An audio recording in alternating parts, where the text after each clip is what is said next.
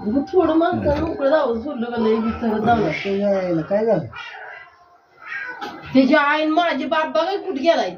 कोण कोण कुठे गेले? डोळे करून कोण कुठे गेले? लईच माणूस थोडं सुद्धा म्हणाल नाही ज्याला लाजत नाही.